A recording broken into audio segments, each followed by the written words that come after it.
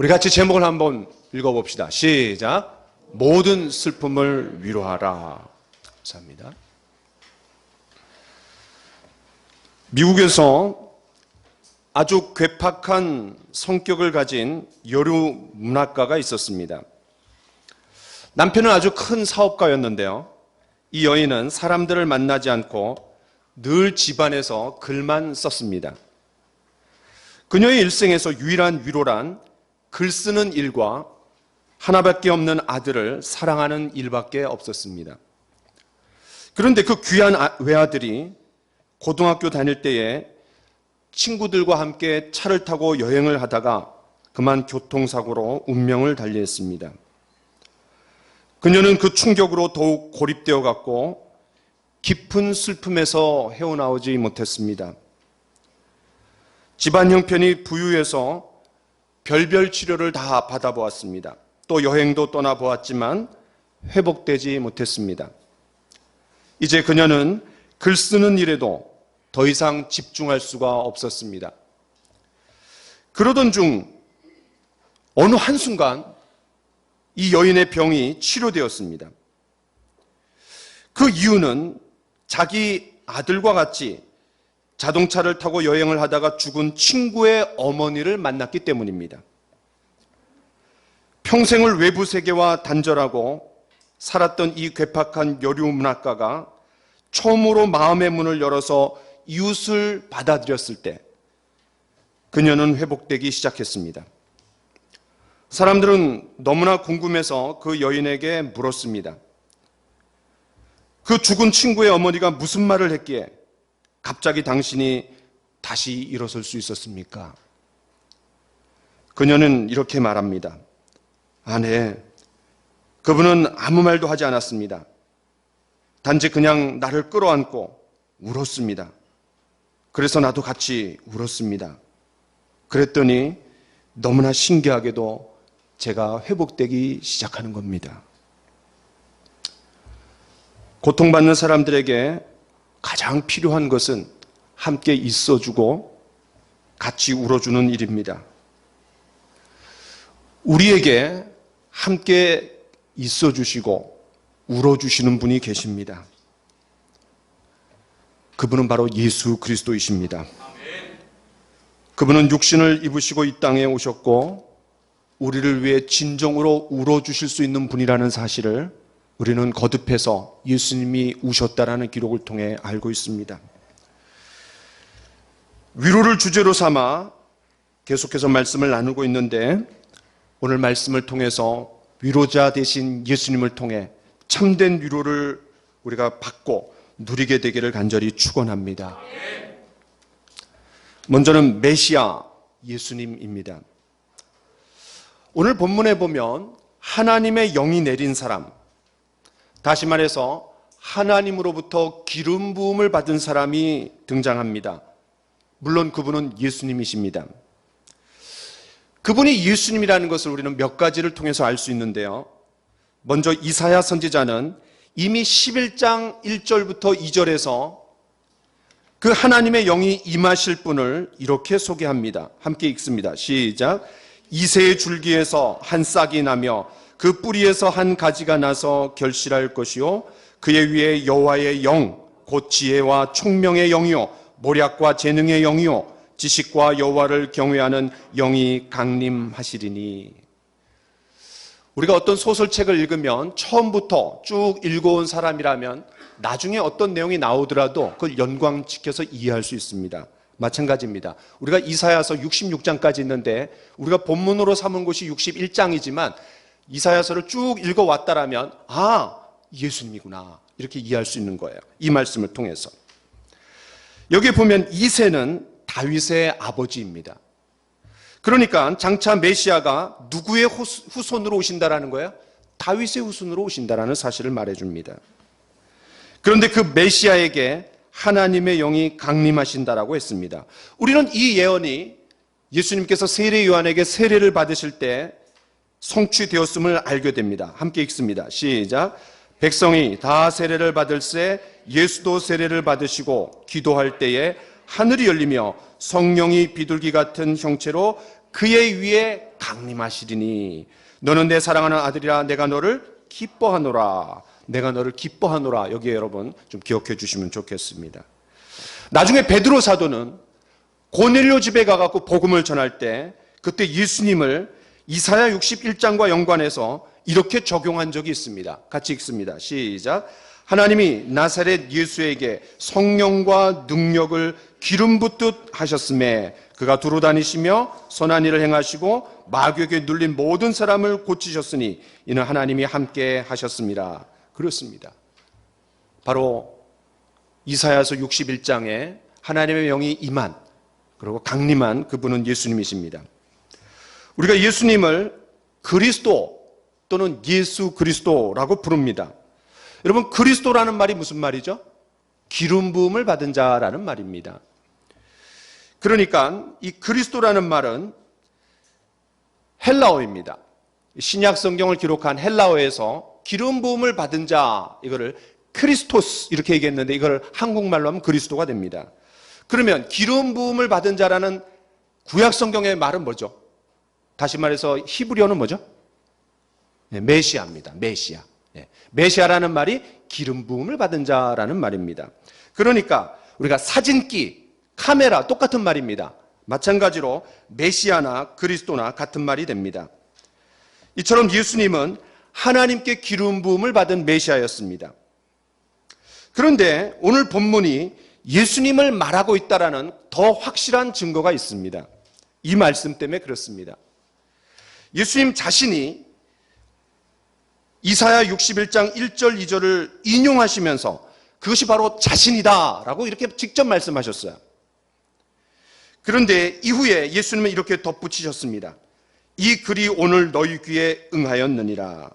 얼마나 놀라운 말씀입니까? 이사야 61장 1절 2절의 말씀이 바로 자기 자신이라는 거예요.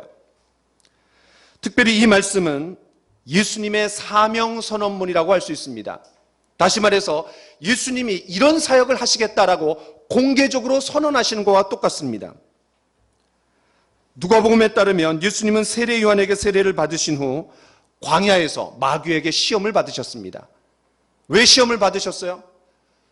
첫 번째 아담인 이 첫사람 아담은 육신의 종욕, 안목의 종욕, 이생의 자랑이라는 시험에서 탈락했습니다. 그러나 마지막 아담이신 예수님은 요 세 가지, 똑같은 세 가지 시험에서 통과하시고 인류의 메시아의 자격이 있다는 것을 보여주시는 사건입니다. 그 이후에 회당에 들어가셔서 읽고 가르치신 첫 번째 말씀이 바로 이 이사야 61장 1절 2절 말씀입니다. 예수님이 이 구절을 자신에게 적용시키기 위해서 의도적으로 성경 구절을 찾으셨습니다. 그래서 뭐라고 얘기해요? 이렇게 기록한 데를 찾으시니, 바로 그것이 자기 자신에게 적용이 된다는 사실이에요. 그러니까 예수님은 장차 이 말씀을 당신의 사명 선언문으로 삼으신 겁니다. 그만큼 이사야서 61장 1절 2절은 예수님과 연관해서 너무나 중요한 성경 구절입니다. 두 번째는 위로자 예수님입니다. 자, 그렇다면 예수님의 핵심적인 사역이 뭡니까? 가장 중추적인 사역이 뭐라는 거예요? 바로 이사야 61장에 의하면 위로의 사역입니다. 위로의 사역. 특별히 2절에 여러분 뭐라고 얘기했어요? 모든 슬픈 자를 위로하되. 그래서 제가 여기서 모든 슬픔을 위로하라 라는 제목을 따왔습니다. 모든 슬픈 자를 위로하되. 자, 그러면 1절은 예수님께서 위로해 주실 네 종류의 사람들을 구체적으로 제시하고 있는 겁니다. 자, 그러면 누굽니까? 가난한 자, 마음이 상한 자, 포로된 자, 그 다음에 갇힌 자입니다. 이것이 바로 예수님이 사역할 구체적인 대상들입니다. 그들을 위로하시겠다라는 거예요. 오늘은 앞에 두 대상에 대해서만 말씀을 나누고 나머지는 다음 주에 좀 살펴보려고 합니다. 자, 먼저는 가난한 자입니다. 예수님이 모든 슬픈 자를 위로해 주신다라고 했는데 그 첫 번째 대상자가 누구예요? 가난한 자입니다. 가난한 자. 여러분, 예수님이 위로해 주시는 첫 번째 사람들이 가난한 자라는 사실이 얼마나 위로되고 은혜가 됩니까? 어떤 민족이든지 복음이 처음 들어왔을 때 거의 대부분 가난한 사람들이 제일 먼저 그리고 뜨겁게 반응했습니다. 100여 년 전 이 지구상에서 가장 가난한 민족이었던 최빈국인 우리나라에 복음이 들어왔을 때 그를 영접함으로 말미암아 우리가 얼마나 강해지고 국력이 그냥 커지고 세계를 주도하는 그런 놀라운 민족이 됐습니까? 왜 가난한 사람들이 제일 먼저 그리고 뜨겁게 반응합니까? 이 세상의 대부분의 사람들이 가난합니다. 예나 지금이나 부는 일부 사람들에게만 집중되어 있습니다. 우리나라도 이 양극화 현상이 점점 심해져 갑니다.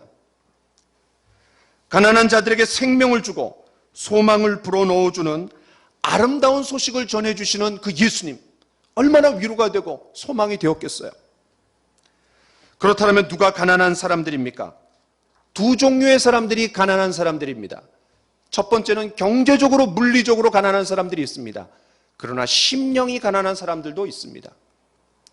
먼저는 경제적으로 물리적으로 가난한 사람들을 좀 봅시다. 오늘 본문의 배경은 이사야 선지자가 남쪽 유다 나라가 망해갖고 포로로 잡혀갑니다. 사람들이. 그러다가 70년 만에 다시 고토로 돌아옵니다. 바로 그들을 향해서 쓰고 있는 내용입니다. 물론 이사야 선지자는 여러분 잘 아시는 것처럼 우시야 왕 그리고 히스기야 왕, 다시 말해서 아직 므낫세도 있고요, 요시야도 오지 않았고 이런 왕들이 남아있는 아직 나라가 망하지 않았을 때 그때 사역했던 선지자입니다. 그러나 성령의 놀라운 역사로 미래의 앞일을 예언하고 앞으로 나라가 망할 것 그리고 다시 고토로 돌아올 것을 염두에 두고 쓰는 겁니다. 여기 이제 성경의 놀라운 위대함이 있는 거예요.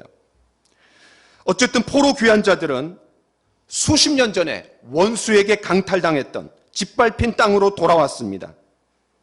그 돌아온 예루살렘은 황무지와 같았습니다.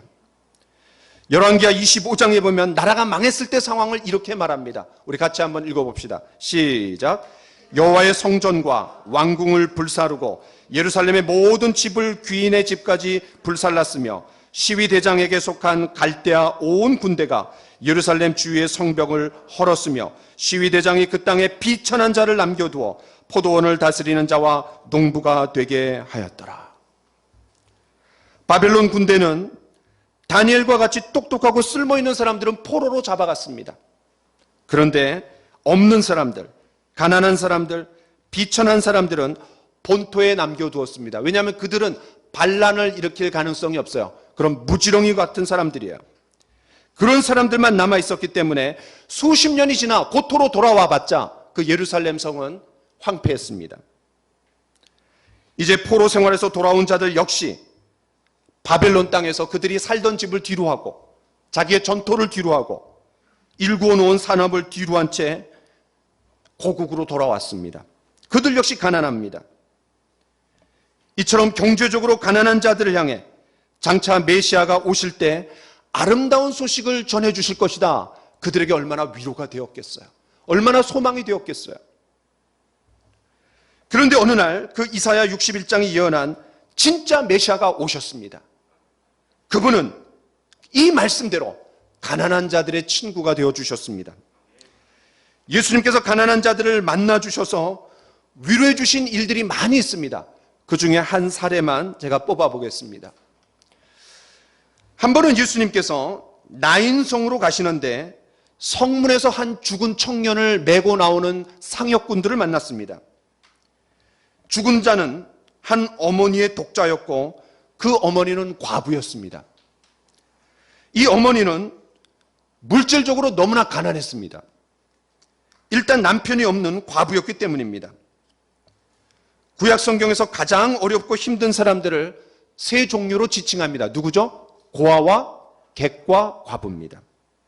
이 세 종류의 사람들은 대표적인 사회적 약자입니다. 그래서 율법에서 그들을 특별히 보호해야 된다, 배려해야 된다라고 규정합니다. 이 나인성 과부는 틀림없이 하나밖에 없는 아들을 의지하며 살았을 겁니다. 그런데 그 아들마저 죽었으니 얼마나 안타깝고 불쌍해요. 아마 아들을 고치기 위해서 용하다고 하는 의사는 다 찾아갔을 겁니다. 또 좋다고 하는 약을 다 먹여보았을 겁니다.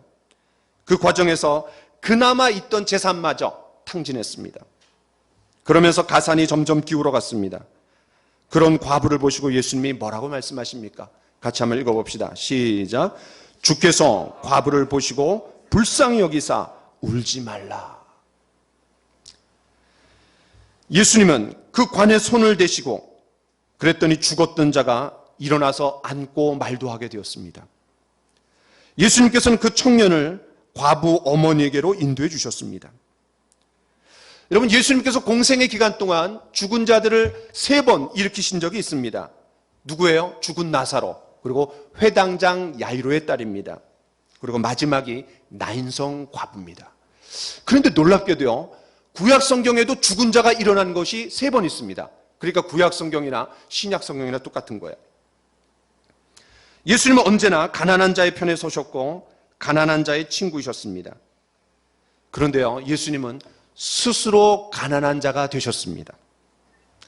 여러분, 한 서기관이 예수님께 나와 이렇게 물은 것을 아실 겁니다. 선생님이요, 어디로 가든지 저는 따르겠습니다. 그때 예수님이 뭐라고 말씀하세요? 여우도 굴이 있고 공중의 새도 거처가 있으되 인자는 머리 둘 곳이 없다.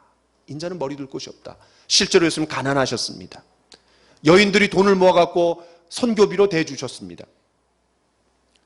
이 땅에 태어나실 때에도 왕궁에서 나신 것이 아니라 말구유에서 태어나셨습니다.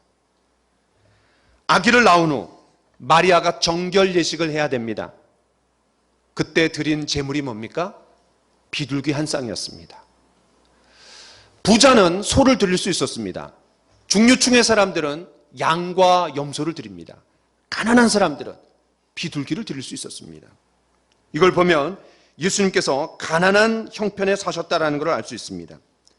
또 아버지 요셉이 일찍 죽었기 때문에 장남이었던 예수님은 홀로 가장의 역할을 감당하시며 그분은 가난을 몸소 체험하셨습니다. 근데 그분이 가난한 분이십니까? 아닙니다. 부유하신 분입니다. 온 천지 만물을 창조해 주신, 온 세상을 다 가지신 부유하신 분이십니다. 고린도후서 8장 9절에 이렇게 말합니다. 우리 주 예수 그리스도의 은혜를 너희가 알거니와 부요하신 이로써 너희를 위하여 가난하게 되심은 그의 가난함으로 말미암아 너희를 부요하게 하려 하심이니라. 그 예수님의 가난하게 되심 때문에 저와 여러분들이 부요하게 되는 겁니다. 예수님 가난이 무엇인지, 가난한 사람들의 아픔과 고통이 무엇인지 너무나 잘 아십니다. 그 가난한 자들 깊이 이해해 주시고 동정해 주시고 아파해 주실 수 있는 분입니다. 우리 가운데 가난한 분들이 계십니까? 하루 벌어서 하루 먹고 사는 분들이 계십니까? 코로나19로 인해 그런 생계의 위협을 느끼는 분들이 많이 계십니다. 다른 어느 분보다도 예수님은 우리에게 깊은 관심을 갖고 계시고 우리를 불쌍히 여겨 주십니다. 두 번째는 심령이 가난한 자입니다. 또 한 부류의 가난한 사람은 바로 마음이 가난한 사람들이에요. 마음이 가난한 사람. 여러분, 어떤 사람이 경제적으로 가난하다라고 해서 꼭 그 마음도 가난한 것은 아닙니다. 오히려 가난하기는커녕 더 강팍하고 교만한 사람들이 얼마나 많습니까? 반대로 경제적으로 부유하고 넉넉하다라고 해서 마음이 가난하지 말라는 법은 없습니다. 여러분, 한국 기독교 초기에 선교사들을 한번 생각해 보세요. 그분들은 본국에서 교육도 많이 받았고 그리고 많은 경우 그분들은 의사였습니다. 왜냐하면 조선 정부가 교육과 의료 분야에서만 외국인들을 받아들였습니다. 때문에 그들은 교육을 많이 받았고 그리고 의료 교육을 받아갖고 이 조선 땅으로 오는 겁니다. 그들은 부유한 사람들이었습니다. 넉넉한 사람들이었습니다. 그러나 그들은 겸손했고 그들은 마음이 가난한 사람들이었습니다. 그렇지 않고서 어떻게 이 지구상에서 가장 치안이 안 좋은 조선 땅에 왔겠어요? 이사야 61장에서 제일 먼저 가난한 자를 위로해 주신다라고 했습니다. 그런데 예수님은 산상수훈의 팔복에서도 제일 첫 번째 복이 뭐예요? 심령이 가난한 자는 복이 있나니 그들에게 천국이 임할 것이요 천국이 그들의 것이며라고 했습니다. 예수님의 관심은 언제나 가난한 사람들이었습니다. 특별히 심령의 가난함, 그것이 바로 예수님의 관심이었습니다. 여러분, 심령이 가난할 수 있는 것은 그 비결이 뭡니까? 경제적인 이유입니까? 환경적인 이유입니까? 그렇지 않습니다. 나를 끌고 하나님 앞에 세워서 하나님이 보시는 나를 볼 때 내가 가난해지는 겁니다. 내가 가난해지는 겁니다. 그럴 때 우리는 진정으로 심령의 가난함을 느낄 수가 있습니다. 이처럼 하나님 앞에서 가난한 마음을 가질 때 우리는 자신이 주인임을 겸손히 인정하고 복음을 받아들일 수 있게 됩니다. 그 결과 천국, 즉 하나님의 통치를 받게 되는 겁니다. 천국을 누리는 삶처럼 아름답고 축복되고 복된 소식이 어디 있습니까? 때문에 우리는 이렇게 찬양하며 고백할 수 있습니다. 내 영혼이 은총 입어 중한 죄짐 벗고보니 슬픔 많은 이 세상도 천국으로 화하도다. 우리가 죽어서 가는 것이 천국이 아닙니다. 이 땅에서 천국을 우리 마음속에 누리고 주님과 동행하니까 우리가 있는 어느 곳이나 천국이 되는 겁니다. 우리 찬양 같이 한번 해봅시다. 내 영혼이 은총 입어 내 영혼이 은총 입어 중한 죄짐 벗고 보니 슬픔 많은 이 세상도 천국으로 화도 높은 산이 거친들이 높은 산이 거친들이 초막이나 궁궐이나 내 주 예수 모신 곳이 그 어디나 하늘나라 할렐루야 할렐루야 찬양하세 내 모든 죄 사함받고 주 예수와 동행하니 그 어디나 하늘나라 주 예수와 동행하니 그 어디나 하늘나라. 이 놀라운 하나님의 나라를 우리가 누리고 경험하며 그것이 우리의 놀라운 위로가 되기를 원합니다. 그렇습니다. 천국은 절대로 죽어서 가는 것이 아닙니다. 이 땅에서 우리가 누릴 수 있습니다. 그분이 우리 마음 가운데 오실 때, 성령께서 우리 마음 가운데 오실 때 천국이 이미 너희 마음속에 있다라고 했습니다. 예수님을 영접하고 성령께서 우리 안에 들어오실 때, 성령의 지배를 받기 시작할 때 바로 천국을 경험하는 것입니다. 그래서 성경은 천국이 너희 안에 있다라고 얘기했습니다. 믿음으로 사는 자는 하늘 위로 받겠네. 만사 형통한다라고 했습니다. 이것이 우리의 놀라운 소망이고 우리 모두에게 이러한 놀라운 하늘의 위로가 있기를 간절히 축원합니다. 두 번째는 예수님이 위로해 주시는 대상은 마음이 상한 자입니다. 마음이 상한 자. 가난한 자가 경제적인 측면이라면 마음이 상한 자는 정신적인 측면입니다. 예수님 마음이 상한 자를 위로해 주십니다. 여러분 사실 마음이 상한 자, 마음에 상처가 있는 자, 이 사람들만큼 위로가 필요한 사람들이 어디 있습니까? 이미 이사야 선지자는 그가 쓴 42장 3절에서 놀라운 말씀을 했습니다. 같이 읽어봅시다. 시작. 내가 붙드는 나의 종, 내 마음에 기뻐하는 자, 곧 내가 택한 사람을 보라. 내가 나의 영을 그에게 주었은즉 상한 갈대를 꺾지 아니하며 꺼져가는 등불을 끄지 아니하고 진실로 정의를 시행할 것이요. 이미 이 말씀도 읽었던 사람이라면 이사야 61장을 읽으면서 아하, 마음이 상한 자가 누굴까? 상한 갈대구나. 여러분 상한 갈대가 누굽니까? 바로 상처 입은 영혼들입니다. 상처 입은 영혼들. 마태복음 12장에 보면 예수님이 안식일에 손 마른 사람을 고쳐주시는 장면이 나옵니다. 그때 예수님은 고쳐주시면서 이사야 42장 좀 전에 우리가 읽은 이 본문을 인용하십니다. 상한 갈대를 꺾지 않으시는 분이 바로 예수님 자기 자신이라는 거예요. 그렇다면 예수님은 그 상처를 어떻게 해주십니까? 우리 같이 한번 읽어봅시다. 시작. 상심한 자들을 고치시며 그들의 상처를 싸매 주신도다. 시편에서 다윗은 그 상처가 있는 자들, 하나님께서 어떻게 주신다 그랬어요? 상심한 자들을 고치시며 그들의 상처를 싸매 주시는도다. 그 상처를 싸매 주신다라는 거예요. 그렇습니다. 주님은 마음이 상한 자들을 고치시며 그들의 상처를 싸매 주시는 분이십니다.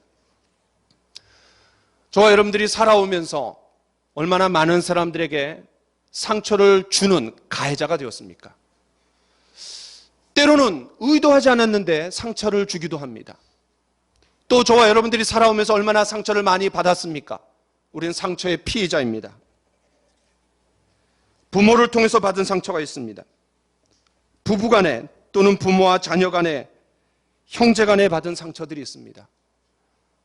친구들을 통해서 받는 상처가 있습니다.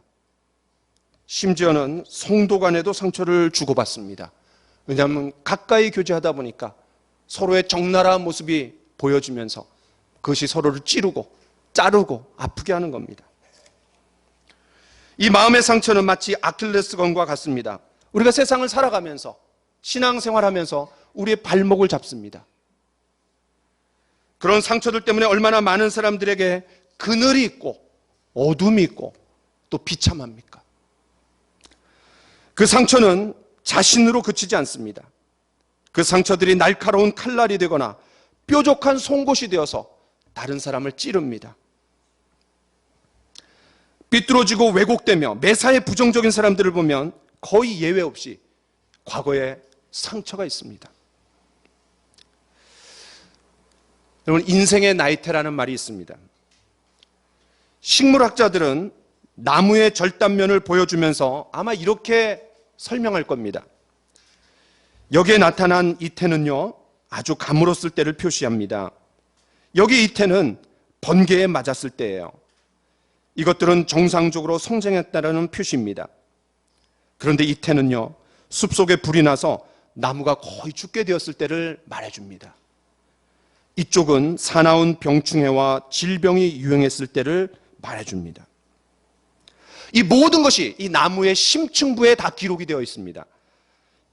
이 나무의 나이테는 그 나무의 자서전이라고 할 수 있습니다. 우리의 경우도 마찬가지 아닙니까? 가면을 쓴 것처럼 잘 감추어진 우리의 외적 모습 내면에 인생의 나이테들이 있습니다. 제가 읽은 책 중에 데이빗 시멘즈라는 박사가 쓴 상한 감정의 치유라는 책이 있습니다. 제가 어제도 좀 봤어요. 그분은 제가 유학했던 그 에스베리 신학교의 교수였습니다. 물론 지금 이제 작고하셨는데요. 그 아들이 또 역시 교수로 가르치고 있습니다. 이분은 데이빗 시멘즈고 그 아들은 스티브 시멘즈인데 저와 아내가 이제 그분의 수업을 좀 들은 적이 있어요. 이 켄터키 윌모어라는 조그만 동네입니다. 거기에 감리교회가 있었는데 교수이면서 거기에서 담임 목사를 하셨습니다. 저희 집에서 그 교회가 한 2, 3분 거리에 있었습니다. 그래서 그 교회를 자주 갔습니다. 우리 가족이.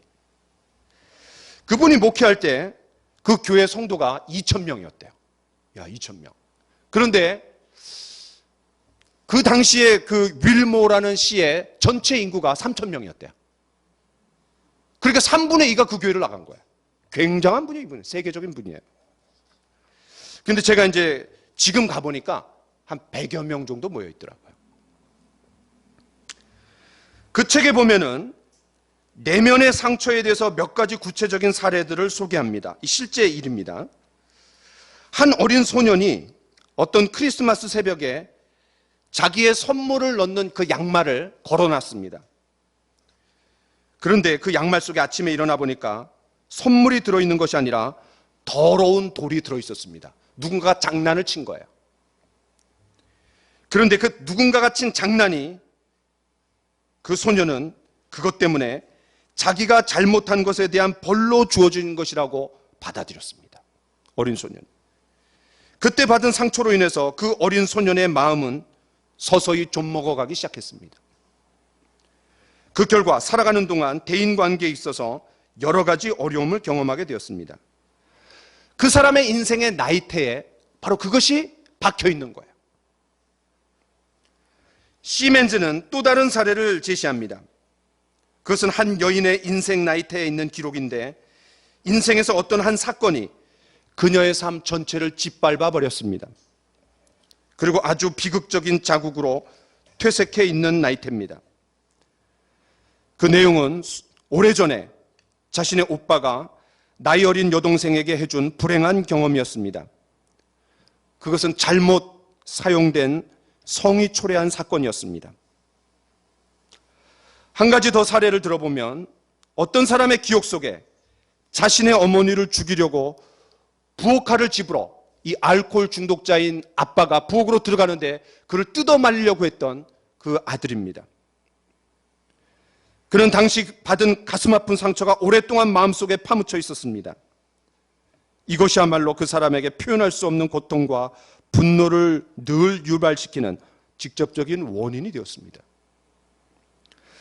이런 종류의 사건들은 고스란히 우리의 인생 나이테에 다 기록되어 있습니다. 생생하게 남아 있습니다. 이런 기록들은 우리의 사고와 감정과 대인관계의 영역 속에 직접적으로 그리고 깊게 영향력을 미칩니다. 저와 여러분들의 인생 나이테에는 어떤 기록들이 숨겨져 있습니까? 폭행을 당한 경험, 성폭행, 편애와 가난, 신체적인 열등감, 버림받음, 아동학대, 신체적인 정신적 장애. 여기에 몇 가지는 저한테도 해당이 됩니다. 이런 상처들은 우리에게 다음과 같은 증상들을 일으킬 수 있습니다. 영적인 억눌림, 낮은 자화상, 허무주의, 분노, 성인아동, 강박증, 산만함, 냉소주의, 죄책감, 수치감, 합리화, 과거의 얽매임, 상처의 얽매임, 자기 비하, 불신감, 우울증, 불임, 불만, 복수심, 열등의식, 우월의식, 과대망상증, 많은 것들이 이 뿌리에서 다 나옵니다. 제가 어떤 읽은 책에 의하면 이런 마음의 내면의 상처는요, 예수님을 영접해도 심지어는 성령 충만을 경험해도 이 해결이 안 된답니다. 이 내적 치유가 되지 않으면, 이게 건드려지지 않으면, 이게 드러나지 않으면 해결되지 않는다는 거예요. 상처 입은 치유자입니다. 그렇다면 우리 안에 숨겨진 이런 내면 세계의 상처들을 어떻게 해결할 수 있습니까? 우리가 외상이 생기면 연고를 바른다든지 기름을 바르고 기도한다든지 병원에 가서 치료를 합니다. 마찬가지입니다. 이 내면의 상처, 이 깊은 내면의 이 상처들도 반드시 치유가 필요합니다. 그런데 이 상한 마음을 다치지 않고 치유하기 위해서는 마음을 지으신 이의 거룩한 터치가 필요합니다. 그분만이 건드리고 그분만이 치유하실 수 있고 그분만이 모든 원인을 아십니다. 그분이 누구십니까? 바로 마음이 상한 자를 고치시는 주님이십니다.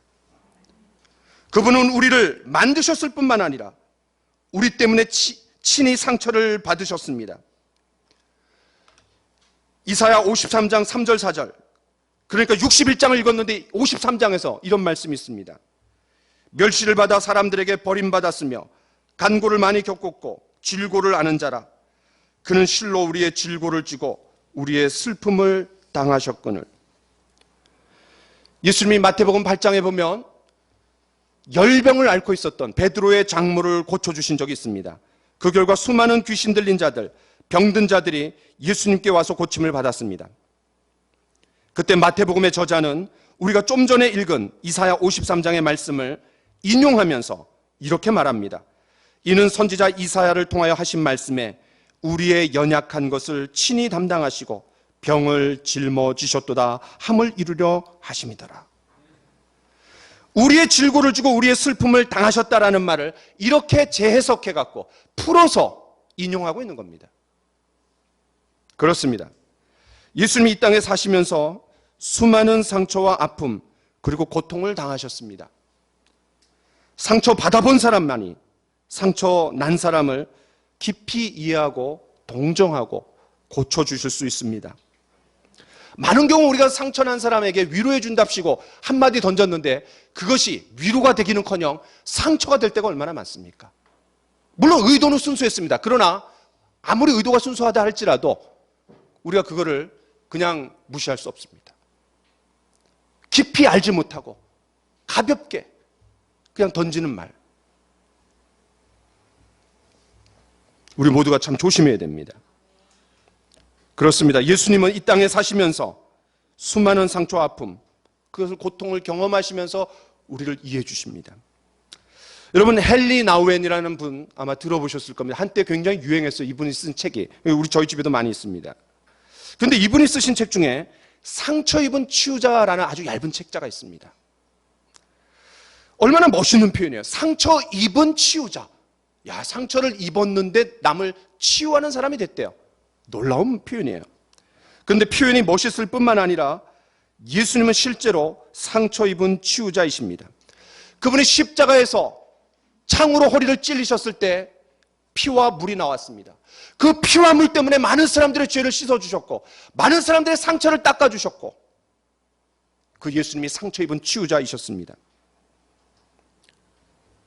아마 이 책도 지난번에 제가 지난주에 소개했던 내 마음 그리스도의 집이라는 책과 함께 신앙도서 나눔 모임에서 읽게 될 겁니다. 여러분 한번 기대해 보십시오. 이 책 굉장히 좋은 책입니다.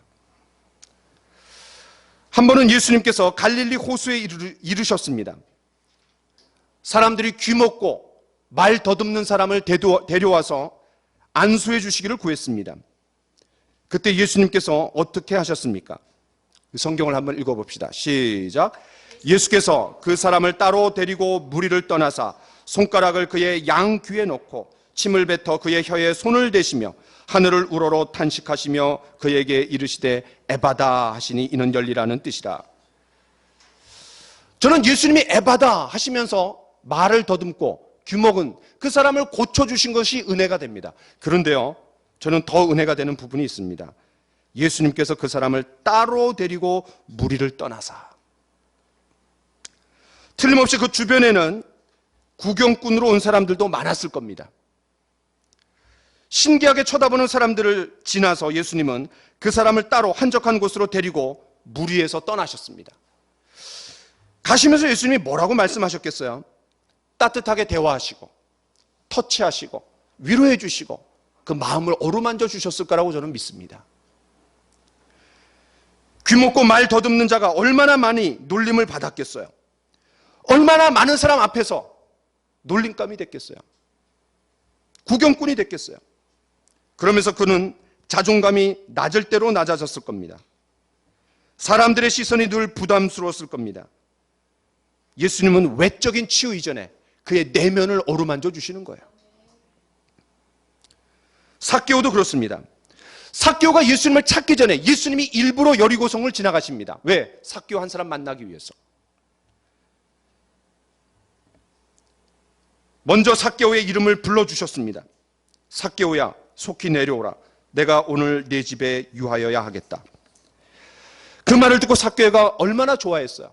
그 성경에 급히 내려와서 즐거워하며 영접했다라고 했습니다. 이 삭개오는 너무나 기뻤는데 주변 사람들의 반응이 뭡니까? 수근수근거립니다. 왜?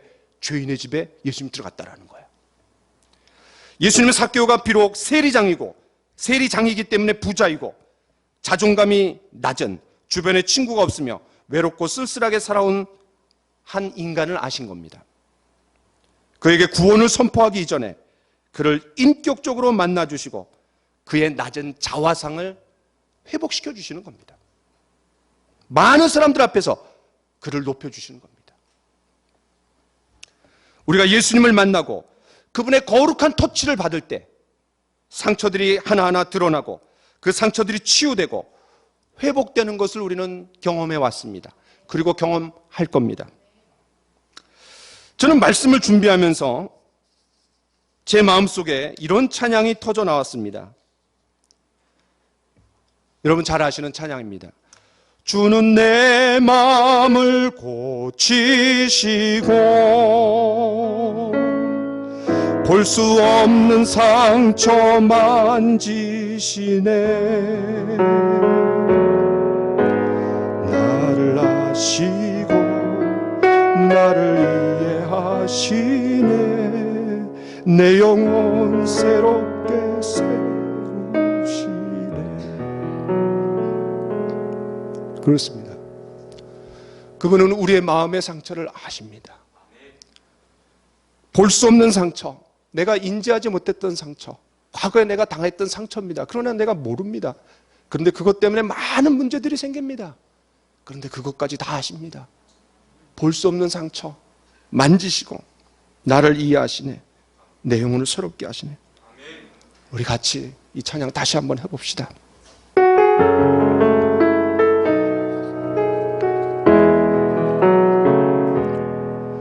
주는 내 마음을 고치시고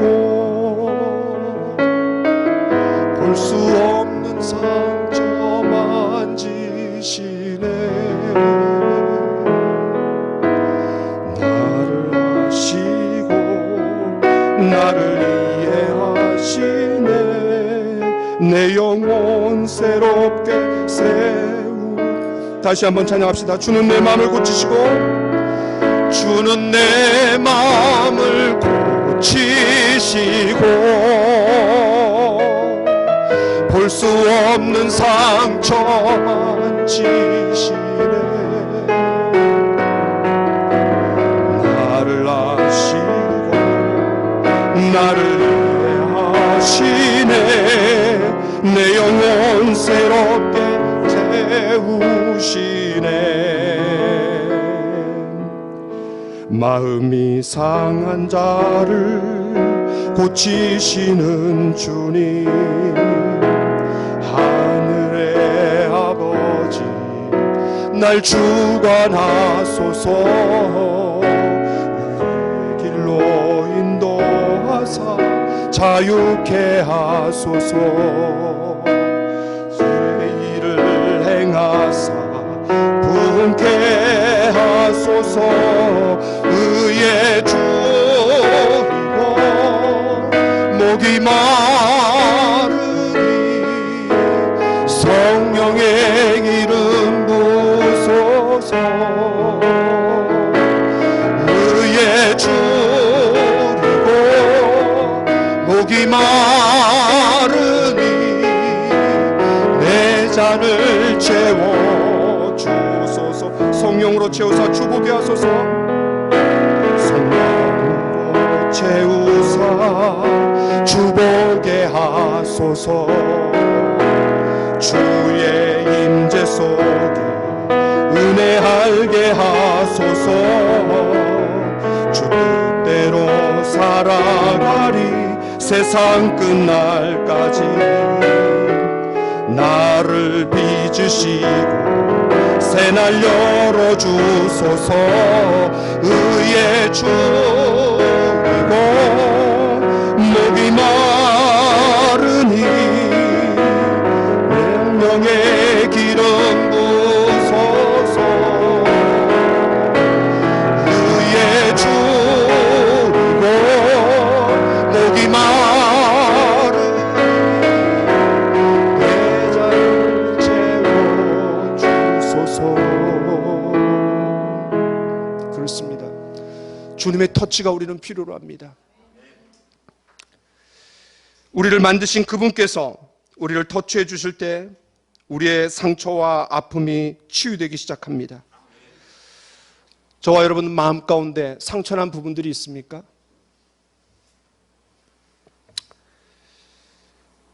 좀 상처 좀 안 받고 살아갈 수 없나요? 좀 상처를 주지 않고 살아갈 수는 없습니까? 참 인생이 너무 힘든 것 같아요. 우리의 연약한 것을 짊어지시고 병을 담당해 주시는 그 주님께 나아갑시다.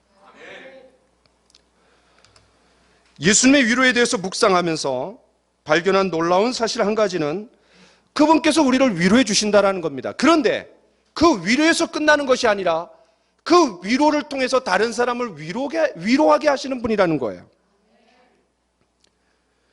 우리가 하나님께 받는 위로가 다른 사람을 위로하게 하는 그런 놀라운 전도의 자원, 선교의 자원, 위로와 격려의 자원이 될 수 있다는 거예요. 우리 한 말씀 읽어봅시다. 시작. 찬송하리로다. 그는 우리 주 예수 그리스도의 하나님이시요 자비의 아버지시요 모든 위로의 하나님이시며 우리의 모든 환난 중에서 위로하사 우리로 하여금 하나님께 받는 위로로서 모든 환난 중에 있는 자들을 능히 위로하게 하시는 이시로다. 얼마나 놀라운 말씀입니까? 우리의 모든 환난 중에서 우리를 위로하사 우리로 하여금 하나님께 받은 위로가 아니라 받는 위로입니다. 과거에도 받았고 지금도 받고 있어요. 근데 그 위로를 받을 때 모든 환난 중에 있는 자들을 능히 위로하게 된다라는 겁니다. 우리는 하나님께 위로를 받아서 그 위로를 가지고 다른 사람을 위로할 수 있는 상처 입은 치유자가 될 수 있다라는 거예요. 그것이 바로 우리 그리스도인의 사명이고 소명이라는 사실입니다. 제가 한 가지 이야기를 하고 마치려고 합니다.